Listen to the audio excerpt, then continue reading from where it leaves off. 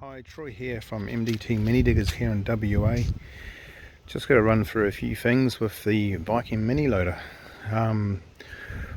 Way underrated for what it is. It's a brilliant little loader. I've had Kangas, I've had Dingoes. I want to try the Viking because I want to go for 100% Australian made.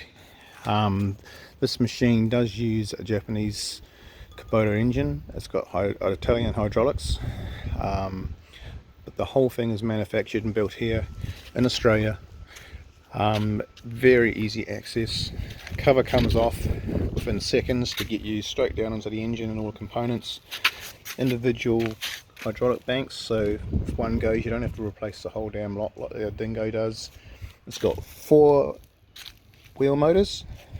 It's not chain driven, so you've got 4 wheel motors. Front wheel motors aren't inside the hydraulic tank, so very easy for changing over with maintenance, very quick. It's got rams which are capable of lifting 6.5 ton, believe it or not. This machine is made to lift 400 for safe lifting load.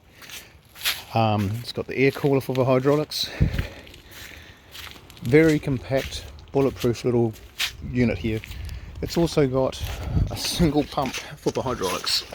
And the best thing about this pump is you can get them off the shelves in hydraulic shops for around about $300 to $350. There's none of this triple or double pump crap. It's got plenty of power. I've done 426 hours on this in the last few months. Never missed a beat. I've had huge jobs of it. Where most people have said to me, why don't you use the Bobcat? Well, you can't when you haven't got the access. I've got the narrow wheels, narrow bucket. Over here in WA you've got the balloon tyres because you've got the sand, you're not dealing with mud and clay. So the lowest I go would be 800mm. So I've got the narrow tyres with a narrow bucket. I've also got my trailer here which is rated to 6 ton. It's a big tipping trailer which I tow behind the Hino. Now this little machine hasn't missed a beat, as I said. I've had mulch buckets on it, using it for digging out dirt which has already been stocked up.